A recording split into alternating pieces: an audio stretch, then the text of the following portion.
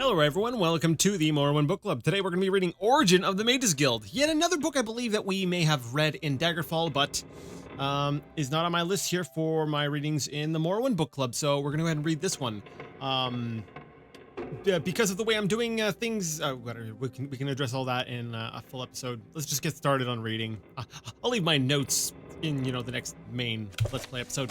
Origin of the Mages Guild by the Archmage Salarth. The idea of a collection of mages, sorcerers, and assorted mystics, pooling their resources and talents for the purpose of research and public charity, was a revolutionary concept in the early years of the Second Era. The only organization then closest in aim and structure to what we know today as the Mages Guild was the Psijic Order of the Isle of Artaeum. At the time, magic was something to be learned by individuals or, at most, within intimate covens. Mages were, if not actually hermits, usually quite solitary.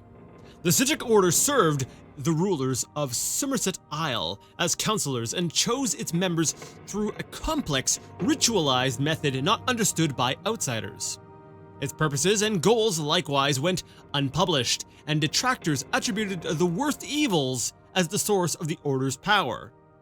Actually, the religion of the Old Order could be described as ancestor worship, an increasingly unfashionable philosophy in the Second Era. When Vanus Galerion, a Psijic of Artaeum and student of the famed Iacasis, began collecting magic users from around Somerset Isle, he attracted the animosity of all. He was operating out of the urban center of Firsthold, and there was a common and not entirely unfounded attitude that magical experiments should be conducted only in unpopulated areas. Even more shocking, Galerion proposed to make magical items, potions, and even spells available to any member of the general public who could afford to pay. No longer was magic to be limited either to the aristocracy, or intelligentsia. That's a new word for me. Galerion was brought before Iacasis, whatever, and the king of Firsthold, Rilis the 12th, and made to state the intentions of the fraternity he was forming. The fact that Galerion's speech to Rilis and Iacasis was not recorded for posterity is doubtless a tragedy, though it does afford opportunity for historians to amuse one another with speculation about the lies and persuasions Galerion might have used to found the ubiquitous organization.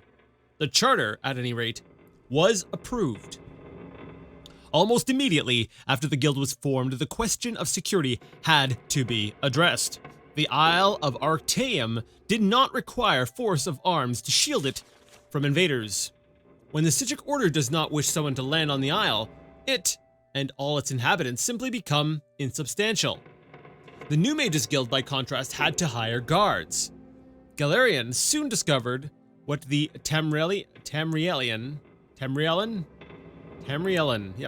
nobility has known for thousands of years. Money alone does not buy loyalty. The Knightly Order of the Lamp was formed the following year. Like a tree from an acorn, the Mages Guild grew branches all over Somerset Isle and gradually the mainland of Tamriel. There are numerous records of superstitious or sensibly fearful rulers forbidding the guild in their domains, but their heirs or heirs' eventually recognized the wisdom of allowing the guild free reign.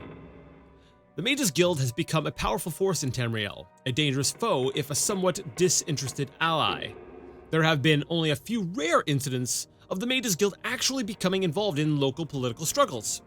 On these occasions, the guild's participation has been the ultimate decider in the conflict.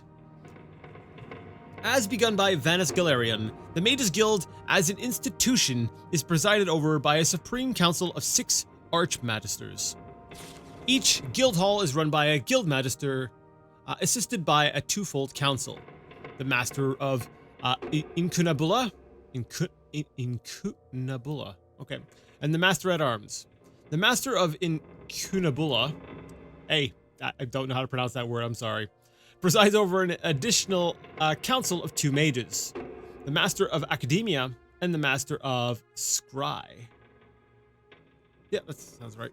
The Master at Arms also has a council of 2, the Master of Initiates and the Platinus, the leader of the local chapter of the Order of the Lamp. One need not be a member of the Mages Guild to know that this carefully contrived hierarchy is often nothing more than a chimera. As Vanus Galerian himself said bitterly, leaving Tamriel to travel to other lands, the guild has become nothing more than an intricate morass of political infighting. Yeah, we saw how that works when we saw how the Mages Guild here in Vardenfell was operating. So yeah, if you liked the book, give it a thumbs up. If you didn't, leave it a thumbs down. Either way, let me know what you thought in the comment section. And until next time, I would like to ask you all to game on.